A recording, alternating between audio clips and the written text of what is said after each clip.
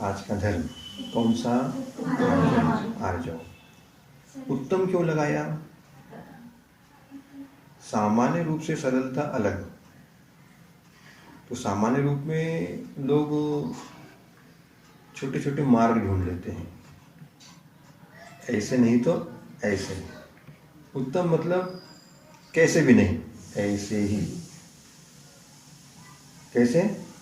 ऐसे। जैसा बताया वैसा ही, ये हो गया अर्थ। सीधापन, ऋजुता, सरलता, मन, वचन और काय, इन तीनों को बोलते हैं योग। क्या बोलते हैं? योग। मन, वचन और काय। मन की ऋजुता, वचन की ऋजुता और काय की ऋजुता। मन की सरलता, वचन की सरलता और काय की सरलता। वक्रता नहीं, टेढ़ापन। कहते ना ये व्यक्ति बहुत टेढ़ा है। टेढ़ा है मतलब सीधा नहीं। सीधा नहीं का तात्पर्य क्या? कुछ न कुछ जो नहीं करना चाहिए वो करके दिखाता है। जो दिखता है वैसा होता नहीं, और जैसा होता है वैसा दिखता नहीं। इसको बोलते हैं कुटिलता। किसकी? मन की। मन कुटिल होता है ना, सोचता कुछ है, करता कुछ है और होता कुछ है। कुटिलता। और जो सरल व्यक्ति होता है, निर्मल, कुटिलता का त्याग करके निर्मल आचार को जो करते हैं उनका उत्तम आर्जव धर्म होता है। कुटिलता का त्याग, टेढ़ेपन का। सरलता, सरलता जो होता है ना, वो व्यक्ति बहुत एक्सेप्टर होता है, बहुत जल्दी एक्सेप्ट कर लेता है अच्छी वस्तुओं को। जो कुटिल व्यक्ति है वो एक्सेप्ट करेगा लेकिन अपने तरीके से। उसको यूज कैसे करेगा? वो स्वयं के हिसाब से करेगा,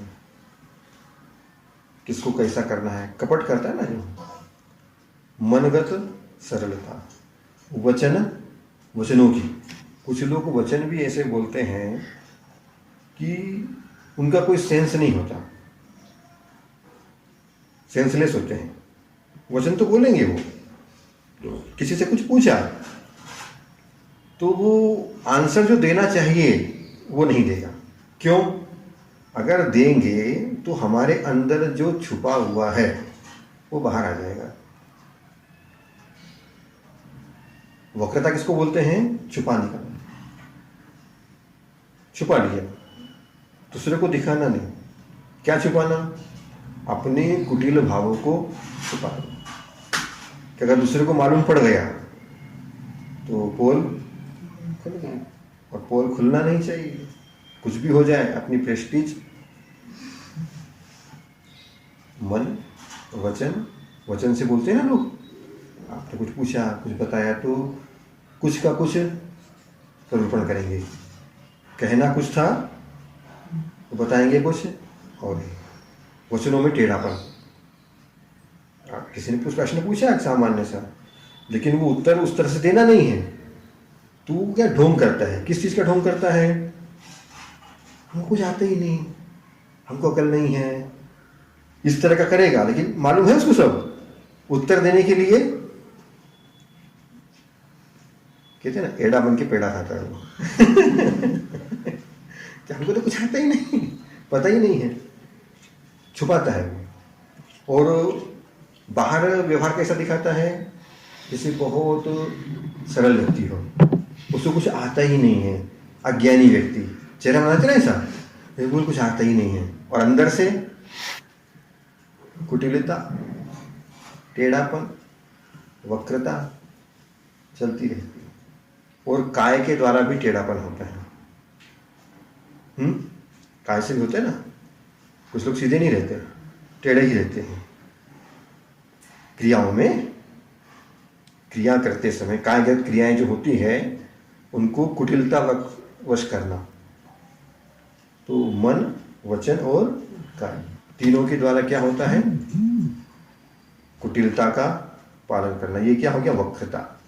और वक्रता को छोड़ना सो सरलता। और वही क्या है? आर्जव।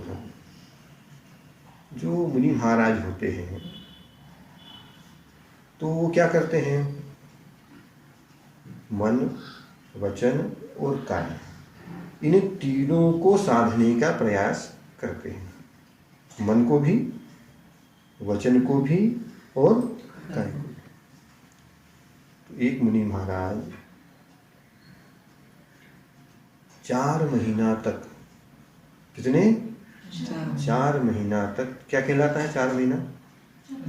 चातुर्मास। 4 महीने का चातुर्मास लेकर के बैठ गए। कहाँ पर बैठ गए? बाहर जंगल में, नगर के बाहर, जो वन वगैरह, उद्यान वगैरह या जंगल चालू होता है ना, जहाँ से नगर की सीमा समाप्त होती है, वहाँ पर जाकर के। नगर के बाहर क्यों बैठते हैं मुनि महाराज?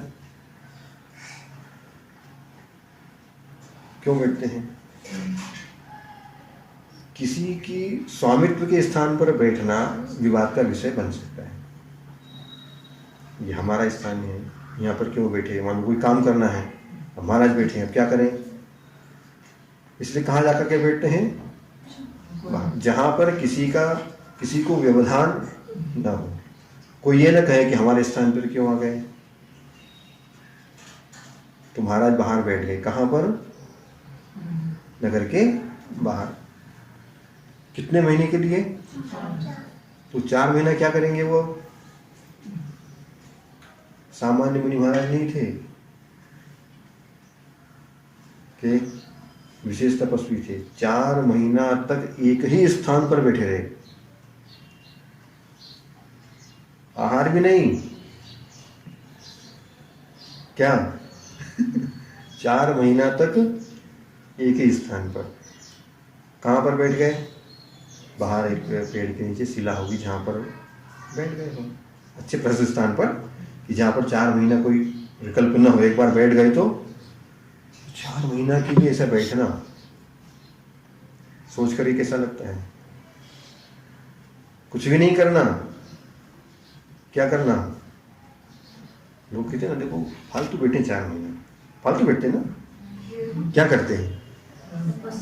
4 महीना तक क्या करते हैं? बैठ गए। मान लो क्या किया उन्होंने? अपनी आत्मा का चिंतन, सब बाहरी क्रियाओं से निवृत्ति।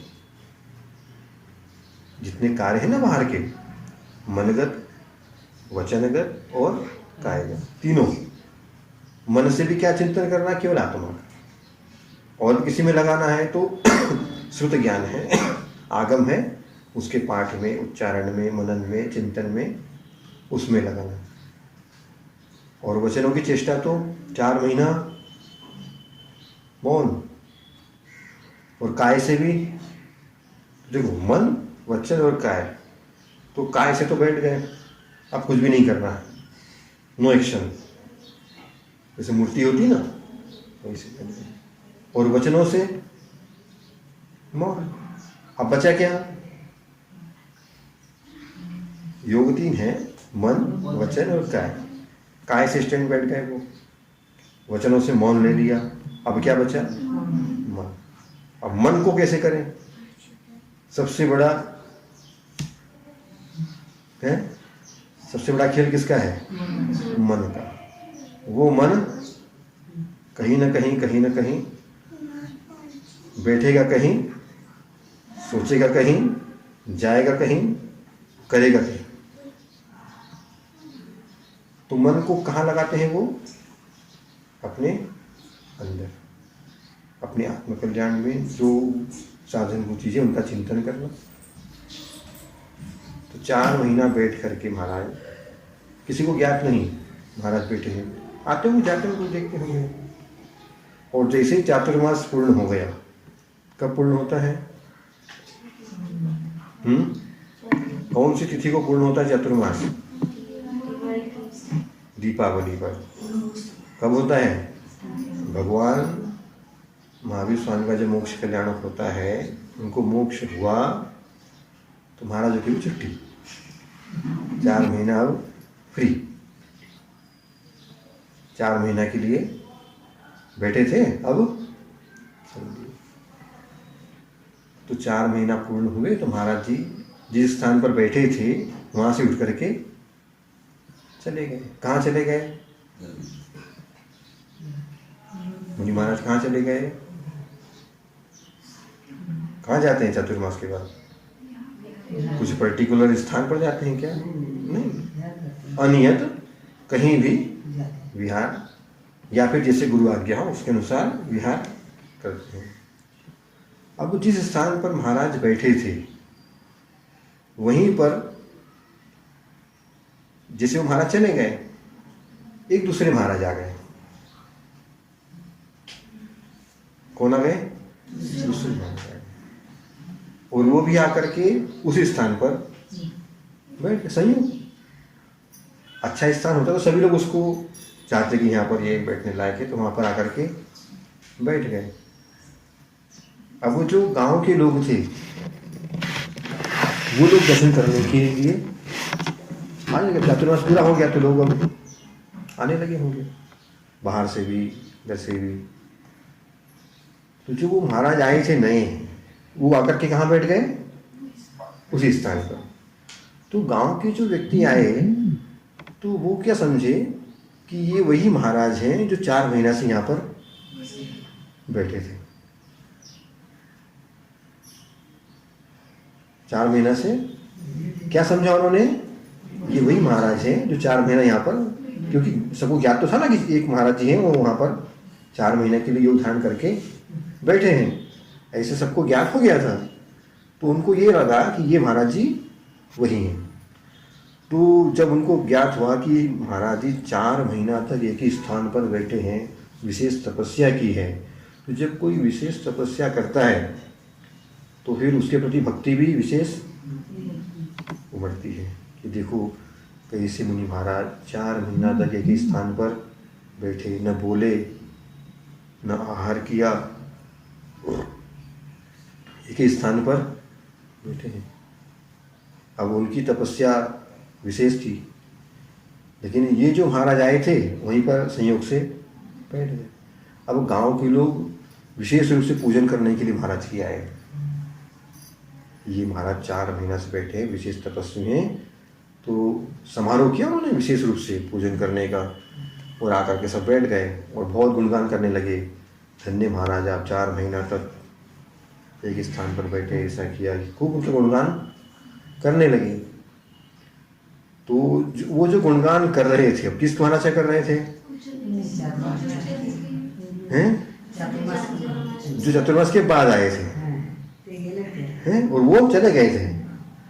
अब ये महाराज ने जब सुना कि अच्छा यहाँ पर पहले कोई महाराज बैठे थे और खूब उस निमित्त से ये लोग पूजा कर रहे हैं, और वो क्या समझ रहे हैं कि मैं ही वो महाराज। अब वो महाराज मौन रहे। देखो, मौन होना अच्छी बात है। मौन रहने से कर्म का बंध कम हो जाता है, लेकिन किन स्थानों पर मौन रहना उचित है और किन स्थानों पर मौन रहना उचित नहीं, वहां बोलना अनिवार्य है। तो महाराज ने क्या किया? मौन धारण कर लिया। तो लोग क्या समझने लगे? ये वही महाराज है, और विशेष रूप से उनकी भक्ति, उनकी चर्या सब अच्छे से कराने लगे। क्या हुआ ये? मन का क्या परिणाम हुआ ये?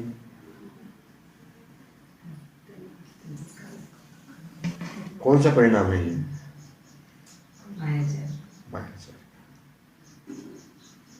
नहीं बोलना भी।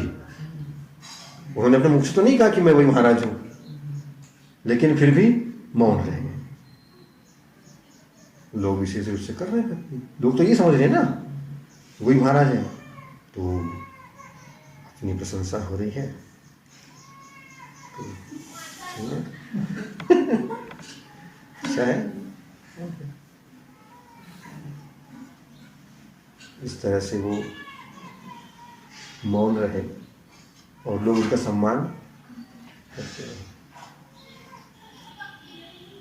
जब उनकी संलेखना हुई बाद में, मौन है ना, वो कर्तव्य क्या था? बताना था कि नहीं, मैं वो नहीं हूँ, वो महाराज थे, वो महान तपस्वी थे, वो चले गए, वो भी होंगे जो भी जिस तरह से तपस्या करते होंगे, लेकिन मैं वो नहीं। और ये वाक्य वो नहीं बोले, मौन रह गए। तो मौन रहना भी किसका लक्षण है?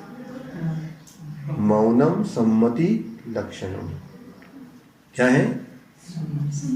सम्मति मतलब समर्थन। अगर किसी से कुछ कहा गया और वो मौन रहा, मतलब ठीक है। और अगर नहीं जमा तो बोलेगा नहीं, ऐसा नहीं। लेकिन मौन हो गया तो मतलब समझ लो कि वो आपकी बात को स्वीकार कर रहा है। तो इसका फल क्या हुआ? देखो, 4 गतियां हैं। कौन कौन सी? देवगति, मनुष्य गति, तिर्यंच गति और नरक गति। 4 गतियां हैं ना। तो 4 गतियों में कसाय कितनी है? कसाय कितनी है? 4 है। कौन कौन सी? क्रोध, मान, माया और लोभ। अब देखो, शुरू के जो 4 धर्म है ना 10 लक्षण में, ये 4 कसाय की अपोजिट पार्टी। पहले दिन क्या था? क्षमा। क्षमा का विपरीत क्या होता है? क्रोध। दूसरे दिन कल क्या था? मार्दव। मार्दव किससे आता है? मान के उपशमन से। तो दूसरी कसाय कौन सी हो गई? तीसरी माया। आज क्या है? आर्जव। आर्जव का मतलब माया से दूर रहना। मायाचार। किससे?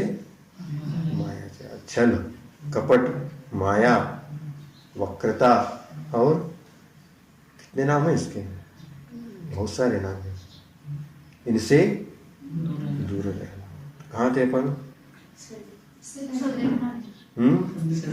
4 गतियां, 4 कसाय। क्रोध, मान, माया, लोभ। तो प्रत्येक गति में एक कसाय की बाहुल्यता रहती। 4 कसाय सभी में रहती है। देवगति में भी 4 कसाय हैं, मनुष्य में भी 4 हैं, तिरंच में भी 4 हैं और नरक में भी 4 हैं। लेकिन एक मुख्यता लिए रहती है। एक मुख्य रहती है, HOD, हेड ऑफ डिपार्टमेंट। एक HOD रहता है। 4 का स्टाफ है, एक HOD। तो देवगति में लोभ है। कौन? लोभ। मनुष्य गति में मान है। मनुष्य गति में है ना, मान मुख्य है। किसी को नहीं पूछा ना, देख लो फिर तो। हमने इतना किया, एक शब्द नहीं बोले, हमको किसी फंक्शन में बुलाया ही नहीं। हमने उनको हर कार्यक्रम में आगे बुला करके बिठाया, उन्होंने हमको बुला दिया, बुलाया ही नहीं। थोड़ा सा भी किसी को खा ले विथ रेस्पेक्ट, भैया साहब खा लीजिए। घर में ऐसा दे तो कैसे लगता है? भोजन के लिए बैठे आप, ले खा ले, कैसा लगता है? आता है? देखो, खिलाना हो ढंग से खिलाओ, जाओ हम खा लेंगे। With respect. मनुष्य गति में मान, बचपन से ही मान की बाहुल्यता रहती है। बचपन से ही आप छोटे बच्चे को भी देखना कि छोटा बच्चा है, उसको लेकर के आए किसके पास? महाराज जी के पास। नमस्ते करो, सिर पकड़ के वो ऐसा करते। ये लोग क्यों झुकाते हैं? क्यों झुकाते हैं मुझे? मेरा अपना अस्तित्व है। मान होता है ना ऐसा, मेरा अपना अस्तित्व है। कल बताया था ना, अकड़ वो रहती है मनुष्य गति में मान की, और किसी से बहुत अच्छे से विनय से काम हो जाता है। किसी से कोई काम कराना हो तो लोग क्या करते हैं? हंसी नहीं भी आती हो तो, हाथ नहीं भी जोड़ते हो तो, सिर नहीं झुकता हो तो भी, अगर अपना काम निकालना हो तो कितना झुकता है व्यक्ति?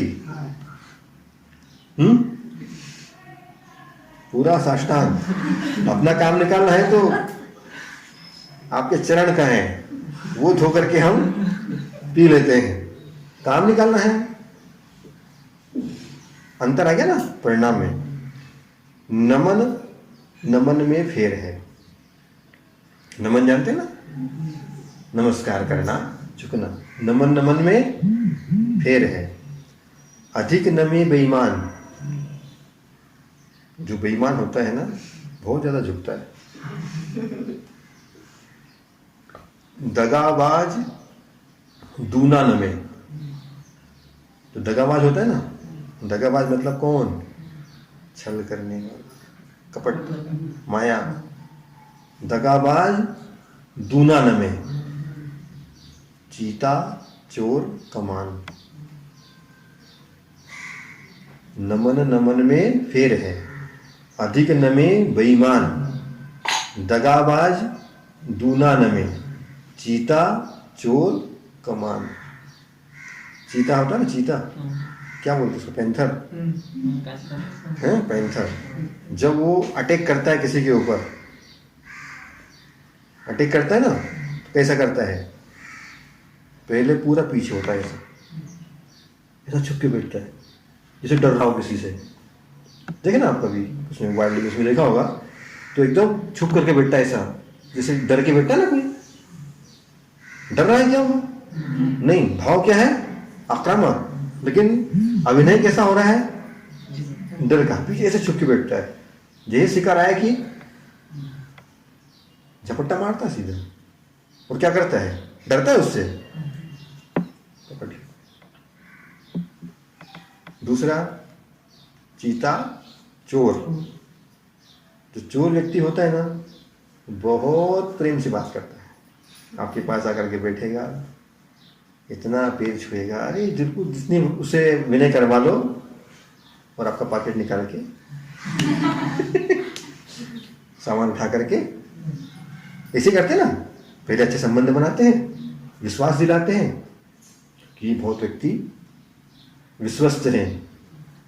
ऐसे विश्वस्त भी होते हैं, विश्वास पात्र बनते हैं झूठे। ये व्यक्ति जंगल में जा रहा था,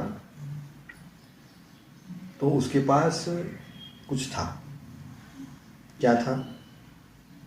गोल्ड, सोना। अब उसके पास कोई आसरा नहीं था, तो गोल्ड को ऐसे अगर लेकर जाएंगे तो कोई भी छीन लेगा। तो उसने क्या किया, उसके पास एक लाठी थी, उस लाठी में उसने अंदर पाइप बना लिया उसको, और उसमें गोल्ड, और उसको पैक कर दिया। और लाठी टेक करके, लाठी की लकड़ी, किसी को भी शक नहीं हो कि इसके अंदर गोल्ड है। तो एक बालक पीछे लग गया उनके, देखा तो निर्धन था वो, तो साथ में रहने लगा। उसने कहा ये बेचारा कुछ सहारा नहीं है, तो साथ में रख लिया उसको। तो उसको ज्ञात हो गया कि इसके अंदर कुछ है। साथ में रहते तो थोड़ा बहुत तो समझ आता है कि इतना इसको सहेज के रखते, मतलब अंदर कुछ न कुछ तो है। तो अब वो ताक में रहने लगा कि इसको किसी ने कैसे मैं उठा करके भाग जाऊं। लेकिन वो लकड़ी हाथ में देते ही नहीं थे किसी के, अपने हाथ में। अपना माल कोई भी हो किसी को देना नहीं। तो ऐसा करने के लिए क्या किया उसने? मायाचार किया। क्या मायाचार किया? कि वो एक स्थान पर दोनों रुके थे, तो जब वहां से दूसरे गांव जा रहे थे वो चल करके, तो बहुत दूर आ गए, तो वो जो लड़का है वो बोलता है उनसे, अरे मेरे सिर पर एक तरण का टुकड़ा रह गया। तरण रहते ना, क्या बोलते हैं इसको, कोई भी चीज का, घास का टुकड़ा है, कुछ भी है, कोई टुकड़े से चिपक जाते हैं ना शरीर पे, किसी के गोठे में रुके मान लो और वहीं पर घास रखी थी, उसे एक तिनका आकर के लग गया। अरे ये तिनका तो अपना तो नहीं है, इसमें चोरी का दोष लगेगा, मैं वापस दे के आता हूँ। जो विश्वास जीतना हो ना किसी का, तो बिल्कुल ऐसे कि तिनका भी, किसी का तिनका भी मैं नहीं लेता, पर द्रव्य में तिनका भी दूसरे का है ना, तो मैं बहुत साधु व्यक्ति हूँ, सज्जन व्यक्ति हूँ, मैं किसी का भी तरण का टुकड़ा भी तो मैं वापस देकर के आता हूँ। गलती हो गया मुझसे, मुझे चोरी का दोष लगेगा, तो पाप है। और दौड़ करके गया वो, कहाँ, जहाँ रुके थे वहीं पर वापस रखने, और रख करके आ गया, मेरा खाया। अच्छा, तो जिसके हाथ में लाठी थी वो समझता है देखो कितना सच्चा व्यक्ति है ये, है? एक तृण भी रखता, एक तृण भी नहीं है, तृण नहीं रखते हम, बाकी तृण क्या करेंगे। तो ये विश्वास जीतना, कौन सी कसाय पूर्वक, मायाचार रख करके आ गया। इसको विश्वास हो गया, किसको, ये बच्चा बहुत ईमानदार है, चोरी नहीं करता, झूठ नहीं बोलता, किसी का थोड़ा सा भी द्रव्य अपने पास नहीं रखता। तब वो बहुत विश्वस्त बन गया वो। तो अब वो सोचते हैं कि ये तो बहुत विश्वस्त है, इसको कोई भी सामान दे करके अपन रख सकते हैं। तो एक बार किसी कार्य से कुछ काम पड़ा कि मैं वहाँ से वो लेकर के आता हूँ, जंगल में रुके थे, तो लड़के ने कहा कि रास्ते में जंगली जानवर वगैरह कोई होंगे, तो भगाने के लिए कुछ है नहीं, तो आप लाठी दे दो। हैं, तरण भी नहीं लेते ना। तो लाठी किस लिए दिया, कि कुछ आ जाए रास्ते में तो भगाने के लिए, और लाठी लेकर के उसने दे दिया कि ये तो बेचारा तरण भी नहीं रखता किसी का, लाठी। और वो लाठी लेकर के गया, सामान लेने गया था, तो गया, बस गया, आया नहीं। गया है ना वो, तो गया। अब तिनका, लेकिन तिनका में क्या मिलता है। ऐसे कुछ लोग करते हैं कि छोटी छोटी चीजें तो बताएंगे, ऐसा हो गया वैसा हो गया, और बड़े बड़े पाप, ताकि विश्वास, अरे देखो कितने धार्मिक व्यक्ति हैं। जो अंदर है सो बाहर होना चाहिए। मन में हो सो वचन उचरिए, वचन हो सो तन सो करिए। जो मन में है वही वचन में, और वही काय में। ये होता है शिशुवत, जो छोटा बालक होता है ना, जैसा मन में होता है वैसे ही वचन में आता है, वैसे ही काय में आता है। ऐसा बनने के लिए ही आर्जव धर्म। तो चीता चोर, और तीसरा कमान। कमान जानते हैं, कमान, धनुष बाण, तीर कमान ऐसा बोलते हैं ना, तीर, और जिसे चलाते उसको क्या बोलते हैं, धनुष, कमान। तो जब बाण छोड़ते हैं तो क्या करते हैं, कमान कैसी होती है, खींचते हैं डोर को, तो कमान कैसी होती है, झुकती है ना, खूब झुकती है, जितनी झुकेगी उतनी ज्यादा तेज। छोड़ा, जितना झुकेगा उतना तेजी से वार करेगा सामने वाला एक ही बार में। तो ये घातक है तीनों, झुकते तो हैं लेकिन घात के लिए। चीता भी, चोर भी और कमान भी, तीनों झुकते तो हैं लेकिन घात करते। तो ये झुकना ऋजुता है, खुद झुक रहा है, नम्रता है, विनय है, स्वार्थ की सिद्धि के लिए। तो नमन नमन में फेर है, अधिक नमे बेईमान, दगाबाज दूना नमे, चीता चोर कमान। झुकना लेकिन स्वार्थ बस। तू झुक तो रहा है लेकिन अंदर क्या परिणाम है, इससे वो वस्तु मिल जाए। मांग नहीं सकते, रेपुटेशन खराब होती है, हैं? याचक कहलाते हैं। और चुराना, जब तक दूसरे को नहीं दिखता तब तक लज्जा नहीं आती। दूसरा देखे तो लज्जा आती। अच्छा जी का हाइकू है, लज्जा आती किसके? दूसरे के देखने से, मर्यादा टूटने से नहीं। मर्यादा अगर टूट गई तो लज्जा नहीं आती। किसी ने देख लिया तो गड़बड़ है। कुछ किया, देखा, किसी ने नहीं देखा, बस फिर बेफिक्र, बिल्कुल सज्जन, हमने कुछ किया ही नहीं। तो जो मन के अंदर है वही बाहर होना चाहिए। तो लोग क्या करते हैं, ये बोलती बहुत कषाई व्यक्ति है।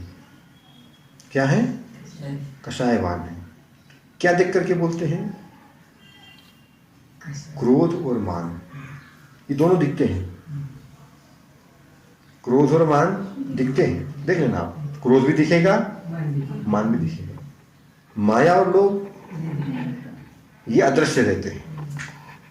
तो लोग क्या करते हैं, ये बहुत कसाई व्यक्ति है, मतलब क्रोधी है, मानी है, लेकिन उन दोनों से खतरनाक, क्योंकि वो दिख तो रहा है, कम से कम सामने तो है, वो बोलता है हाँ मैं क्रोधी हूं, कर रहा हूं, और ये मायाचार में बिल्कुल ऐसे सज्जन बन के बैठता है, कुछ नहीं, हम तो सीधे बच्चे हैं बिल्कुल हैं। और अंदर से क्या करता है, दो लोगों के बीच में ये कूड़ा है, वो ऐसा बोला, तो बोलने वाले उसने ऐसा बोला, दोनों को लगा दी और बैठ गया चुपचाप। अब देखो खेल, अब सीरियल चालू, एपिसोड नंबर फलाना। अब दोनों क्या करेंगे, और ये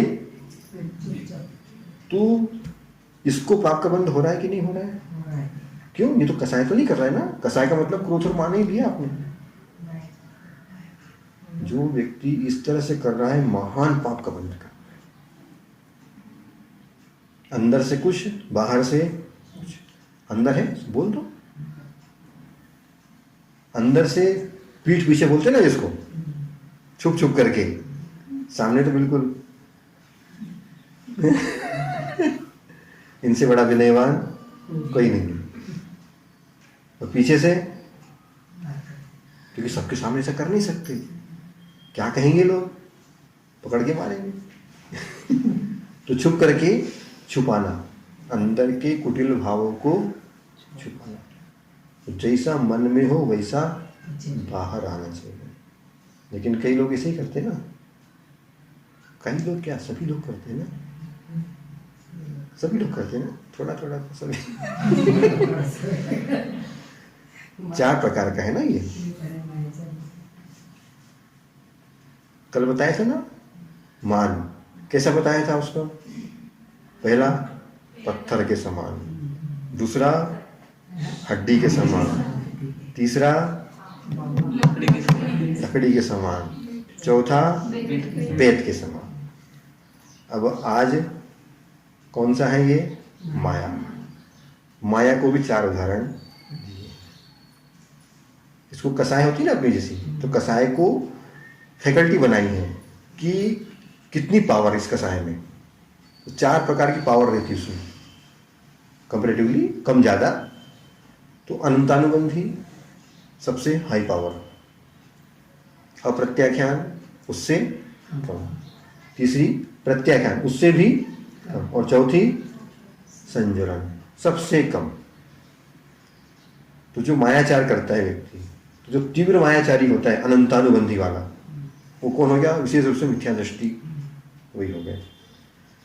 तो उसको उदाहरण दिया है बांबू की जड़, बांबू बांस, इसकी जड़ होती है ना, देखी कभी कैसी होती है? जड़ देखी कि नहीं कभी बांबू की? नहीं देखी। पूरी लपेटी लपेटी लपेटी एक दूसरे के अंदर इतना गुथा हुआ रहता है कि उसको सुलझा नहीं सकते, इतना उलझा हुआ। नहीं समझ में आया उदाहरण? स्वेटर बनाते हैं ना, स्वेटर, तो ऊन जो होता है ना, जो जिससे धागा, वो जो उलझ जाता है तो उसको सुलझाना ही, काटना ही पड़ता है, कुछ होता ही नहीं। ऐसी अनंतानुबंधी की मायाचारी होती, इतना घुमा फिरा के ऐसी बातें करता है कि कुछ समझ में ही नहीं आता कि क्या बोल रहा है, क्या सही क्या गलत। जो हाई पावर वाले रहते हैं ना, मायाचार वाले, अनंतानुबंधी, तो उनकी माया कितनी टेढ़ी रहती है, टेढ़ापन एक तो इतना गुथा हुआ रहता है कि किसी को मालूम ही नहीं कि कितना अंदर क्या है और बाहर क्या है, समझ नहीं सकते उसको। आप बोलेगा क्या और करेगा क्या भगवान जाने। और उससे कम तीव्रता वाली अप्रत्याख्यान, अप्रत्याख्यान, उसको किसका उदाहरण दिया है? सिंह, मेढक के सिंह होते हैं ना, जो वैसे टेढ़े टेढ़े होते हैं, घूमते हुए आते, राउंड वाले होते हैं ना, ऐसे 3-4 राउंड होते हैं उसमें, तो वो सिंह होते हैं। तो उससे कम हो गई, किससे? बांस से। इसमें उतना ही राउंड है, और उसमें बांस में तो राउंड ही राउंड है, पता ही नहीं लगता कि इसका छोर कहाँ पर है। अब ढूंढने जाओ तो उसको मिलता ही नहीं, उसमें इतना गुथा हुआ रहता है कि समझ नहीं सकते। और तीसरा दिया है अब ये प्रत्याख्यान, गोमूत्रिका। जब गाय मूत्र करती है तो कैसी बनती है? चलते समय ऐसे ऐसे बोलते हैं ना, 3-4 ऐसे, ऐसा। तो नहीं, इतने उसमें राउंड होते हैं और इतने घूमे हुए नहीं रहते, थोड़े खुले हुए रहते हैं। और चौथी जो संजनन है वो खुरपा। खुरपा जानते हैं ना क्या? अपने खेत में काम करते जो इतना ही होता है बस, है ना, 90 का एंगल रहेगा, और फावड़ा क्या बोलते हैं उसको, तो वो केवल इतना ही उसमें टर्न है, इतना ही टेढ़ा है, उतना ही टेढ़ा है, और बाकी के और इतने टेढ़े हैं कि पता ही नहीं। तो टेढ़ापन क्रमशः कम कम होता गया कसाय में। तो मुनि महाराज ने क्या किया? मौन लिया। किस चीज से?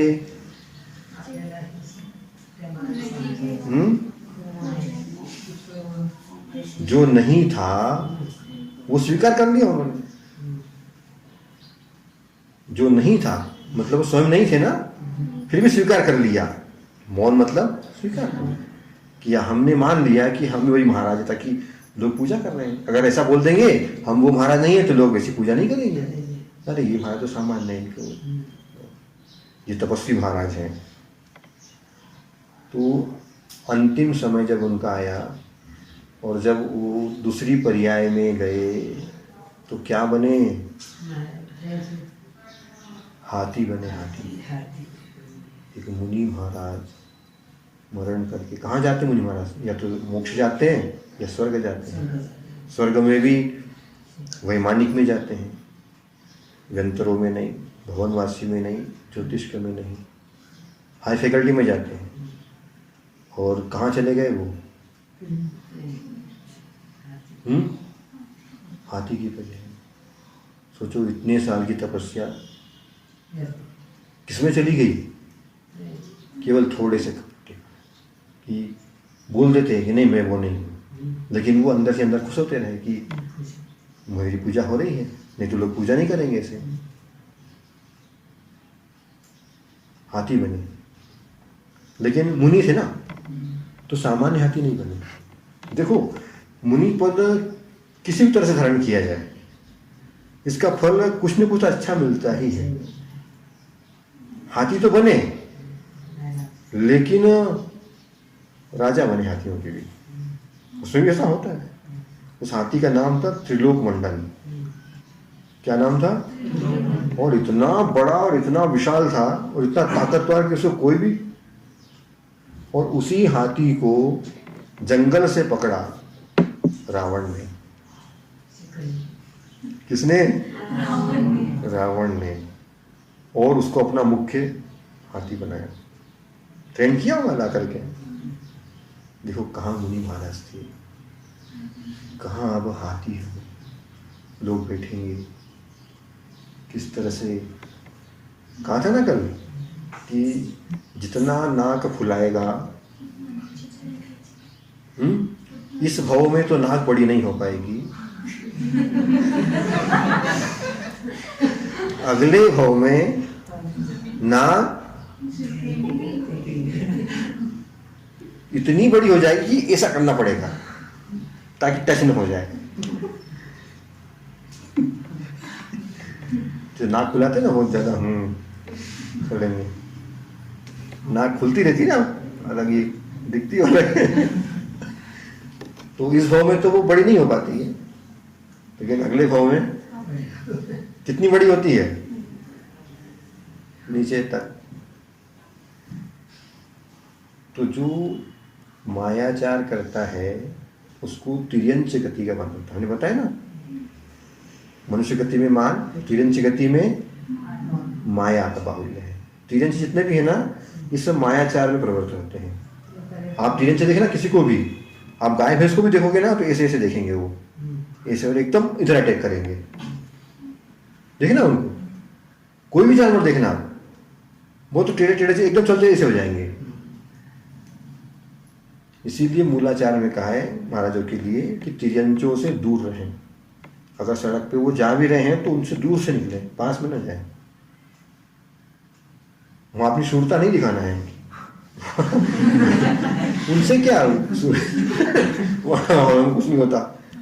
हाँ, लोग भी करते हैं, वहां दर्शन करने आए, मैंने कहा चुपचाप रहे, दर्शन करने आए, वो अभी पटक देगा उठा के भावना अलग है, दर्शन करने आए, कोई दर्शन करने नहीं आया। वो अपना हार पानी ढूंढ रहा है, वो मिल गया, नहीं मिला तो तिर्यंच गति में मायाचार का बाहुल्य होता है। ये जो जो ज्यादा मायाचार करते ना, तो सूत्र आता है ना, माया तैरज्ञोनस्य तत्वा सूत्र में, जो मायाचार करते हो क्या बनते हैं? तिर्यंच।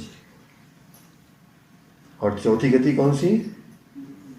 नरक गति। नरक गति में किसकी बाहुल्यता है? क्रोध। सबसे नीचे क्या होता है नरक में? क्रोध ही क्रोध। दिन भर 24 घंटा नॉन स्टॉप झगड़ा चलता रहता है। सोचो सही कितना खतरनाक होगा। अगर आप आधा घंटा किसी की लड़ाई देख रहे तो रात भर नींद नहीं आती, कैसे क्या होगा, परिणाम आकुलित होते हैं। और नरक में क्या होता है? 24 घंटा क्या करते हैं वहाँ? झगड़ा कैसे करते हैं? हाथ पैर से भी नहीं करते, चिल्ला दिया, झापड़ मार दिया, ऐसे नहीं चलता वहाँ पे। ऐसे झगड़ा नहीं होता। कैसे झगड़ा होता है? हथियारों से। विक्रिया है वहां पर, शरीर को ही बनाते हैं हथियार, चलता ही रहता है। किसी को पकड़ के लिया है, को ध्यान रहता है, उल्टा सीधा जानते हैं कि इसने ऐसा परेशान किया था, पकड़ के लिया है, क्या करो, इसको सब 4 मिल गए, इसको मारो। पूरे कैंची से काट काट के टुकड़े टुकड़े टुकड़े कर दिए, लेकिन मरता नहीं वो, फिर जुड़ जाता है, फिर काटेंगे, फिर संतुष्टि नहीं हुई तो विक्रिया से कढ़ाई बनाएंगे, कढ़ाओ, उसमें विक्रिया से तेल बनाएंगे, उबालेंगे, उसमें डाल के उसको तलेंगे। कैसा होता है? गर्म तेल में अगर हाथ चला जाए तो क्या होता है? ऐसे भयानक कहाँ पर चलता है? नरक में। तो जिसको नरक जाना हो तो ऑनलाइन बुकिंग चालू है, हाँ नहीं तभी तो समझ में आएगा कि बुकिंग चालू है, कराना है। जो इस तरह से करेगा वो जाएगा। तो 4 गतियों में 4 कसायों की क्या बन गए वो? हाथी। मायाचार का परिणाम क्या निकला? अब देखो कहाँ मुनि महाराज के पकड़े। और जब वही हाथी, जब रावण मारा गया, किसके हाथों? लक्ष्मण के हाथों। लक्ष्मण ने मारा ना रावण को, तो जब उसके हाथों मारा गया तब तो वहां का राज्य विभीषण को दिया गया। किसको? विभीषण को। तो बाद में बहुत समय तक राम लक्ष्मण वहां पर रुके लंका में, फिर वापस अयोध्या लौट करके आए। तो साथ में कुछ विशेष उपहार भी लेके आए वो, जैसे रावण का पुष्पक विमान और भी जो मुख्य मुख्य चीजें थी, और वो हाथी त्रिलोकमंडल, उसको भी लेके आए। सबसे खतरनाक था। तो वो अयोध्या में आ गया। अयोध्या में एक दिन वो हाथी बंधन तोड़ करके भागा। क्या? बंधन तोड़ के भागा। बहुत क्रोध था, और किसी के वश में नहीं हो रहा था, और इतना खतरनाक था उससे कोई वश में, तो हाहाकार मच गया सब जगह। तो उसमें जो राम लक्ष्मण कितने भाई थे? 2 थे कि 4 थे? कौन कौन थे? भरत और शत्रुघ्न। तो जो भरत थे, सबने उनको कोशिश की हाथी को संभालने की, संभला नहीं। लेकिन जैसे ही भरत सामने गया तो हाथी एकदम शांत हो गया। कौन सा हाथी? चुपेदे मुनि। भरत को देख करके शांत हो गया और बैठ गया नीचे सूंड रख के भरत के चरणों में, और रोने लगा। उसको जाति स्मरण हो गया। क्या हो गया? जाति स्मरण। क्या याद आ गया? मैं पहले मुनि महाराज था, ये कहाँ आ गया मैं? क्यों आ गया? समझ में आ गया। क्या किया था? किस पद को धारण किया था, कितना उत्कृष्ट पद था, और मैंने क्या भाव कर लिए। इसीलिए पूजा करे या न करे, जो सत्य है बोल दो। हम तो ऐसे हैं तो हैं, गलत है तो ही बोल दो हैं, कम से कम इससे तो बचेंगे मायाचार से। सत्य तो है, कमियां सबके अंदर होती है, लेकिन सुधारने का भी उसको चांस है। तो जब याद आया तो रोने लगा। तो फिर बाद में उनका वृत्तांत किसी केवली महाराज से पूछा, सब तो बताया उन्होंने कि पूर्व में इस तरह से थे ये, और भरत सिंह का कोई संबंध था, वो भी थे मुनि कहीं पर, शायद मित्र ही थे, कुछ ऐसे था। हाँ, पूर्व में तभी दीक्षित हुए थे। तब वो फिर उस हाथी ने क्या किया, जब सही ज्ञात हो गया कि मैंने इतना गलत कार्य किया, अब उनको रोना रुक नहीं रहा आँख से कि मैंने इतना गलत मुनि पर्याय में किया और ये हाथी बन गया। तो फिर जैसे उनको मालूम पड़ा, खाना पीना छोड़ दिया, सब कुछ छोड़ दिया, और व्रत ले लिए। देखो हाथी व्रत लेता है, महाव्रत नहीं ले सकता, लेकिन देश व्रत ले लिए उसने। मैं अब इस तरह से नहीं खाऊंगा, केवल सूखे पत्ते खाता था, सूखे पत्ते केवल, बस वही कोई लाके डाल देगा तो खा लेगा, देगा तो, नहीं तो बैठा रहेगा। किसी पे गुस्सा नहीं, किसी को मारना नहीं, कोई कुछ भी करता रहे, कोई परेशान भी करे ना तो कुछ नहीं करता था वो। और उसको समझ में आ गया था कि मैंने क्या किया है। लेकिन बाद में उन्होंने अपनी गति संभाल ली, बाद में पश्चाताप हुआ। उसके बाद उनकी गति, जब समाधि मरण किया उस हाथी ने, हाथी भी समाधि मरण करता है, इंसान भी नहीं कर पा रहे हैं। वर्तमान में इंसान भी नहीं कर पा रहे, हाथी ने क्या किया? समाधि मरण। तो आपका आज धर्म अपने परिणामों को सीधा करना। सीधा कहते ना, ये बहुत टेढ़ा है, ये सीधा साधा है। सीधा मतलब इसके अंदर छल कपट नहीं है, जैसा है उसमें दिखावा नहीं, चेहरे के पीछे दूसरा चेहरा नहीं, जो चेहरा है वो अंदर जो भी आया बाहर। कहने इंग्लिश में वो है ना कहावत, क्या, face is the index of heart. Face जो है आपके हृदय में क्या चल रहा है वो दिखाता है, अंदर का भाव बाहर नहीं है। तो छुपाने का त्याग करना चाहिए, कुछ छुपाना नहीं। जो है कल भी बताया था ना, अपने आप को एक्सेप्ट करो कि हम ऐसे हैं, तो उन्नति जल्दी होती है। बुरे हो अच्छे से मतलब नहीं है, जैसे हैं वैसा एक्सेप्ट कर लो कि हम ऐसे हैं। जब ये ज्ञात हो जाता है कि ऐसे हैं, तो कैसा बनना है ये अपने आप रास्ता समझ में आता है। जब तक मानेंगे ही नहीं तो रास्ता कौन सा चुनोगे आप? अगर आप मान नहीं रहे हैं, जैसे हैं वैसा नहीं मान रहे हैं आपको, तो आगे सुधार का कोई चांस क्या करेंगे? कुछ कर ही नहीं सकते ना, उसी में उलझे रहेंगे। आचार्य जी का दोहा है इस पे, भांति भांति की भ्रांतियां, तरह तरह की चाल, नाना नारद नीतियां ले जाती पाताल।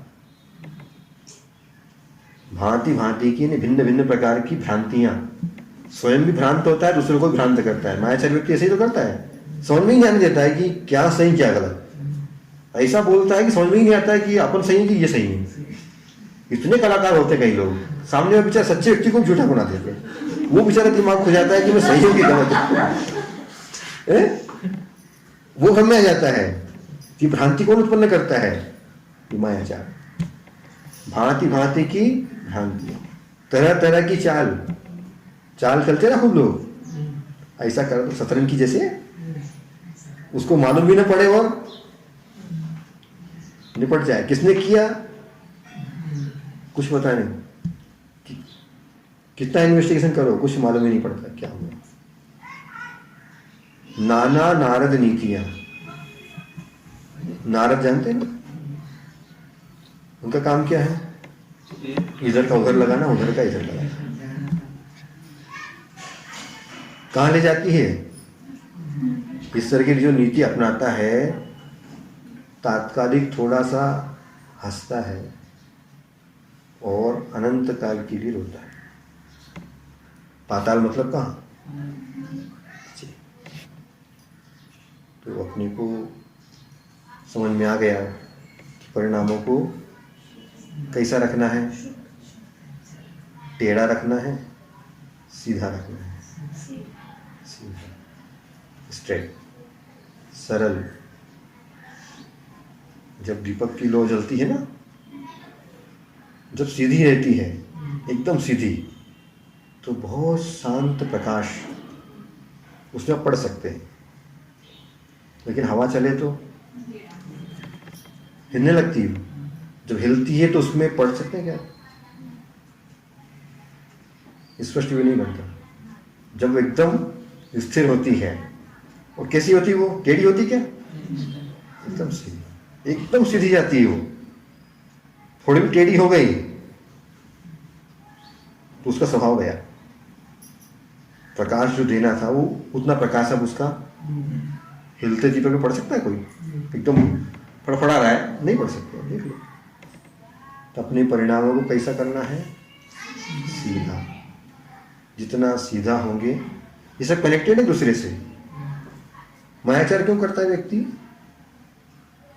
मान की पुष्टि के लिए, दबाने के लिए। उसको सब कनेक्टेड है दूसरे से। मान के कारण ही मायाचार होता है। कैसे? किसी को मालूम पड़ गया तो रेपुटेशन खराब हो जाएगी ना, अपनी प्रेस्टीज चली जाएगी। तो प्रेस्टीज बचाना है तो क्या करता है वो?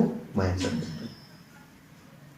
ये सब धर्म आत्मा के हैं और एक दूसरे से रिलेटेड, और सब में सभी धर्म समाहित हैं, कोई अलग अलग नहीं है। लेकिन इस व्याख्या करने के लिए और समझने के लिए इनको अलग अलग नाम दिए गए हैं। उससे जल्दी व्यक्ति समझ में आ जाता है। नहीं तो सभी का कनेक्शन एक दूसरे के साथ पूरी तरह से है।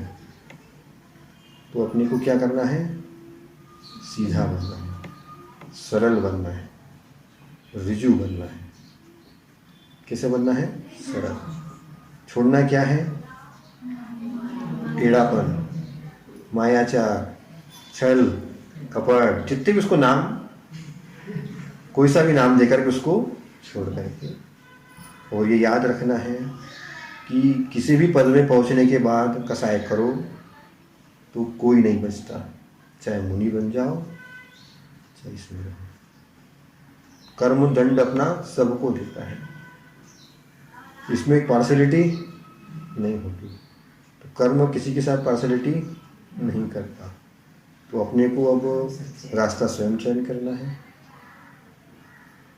टेढ़ा बनना है तो उसके लिए भी दरवाजे खुले आपके लिए, और उसका रिजल्ट क्या मिलेगा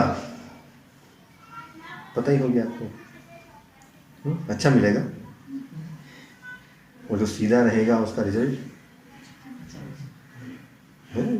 सदा सरलता जो रहती है ना, उसमें पूजन में आता है, उसमें ताके घर बहु संपदा, जो सरल स्वभावी होए ताके घर बहु संपदा। जो सरल स्वभाव तो घर में संपदा बहुत होती है।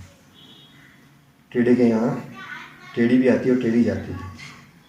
तो अपने को सीधा बनना है, बिल्कुल सीधा, एकदम सीधा।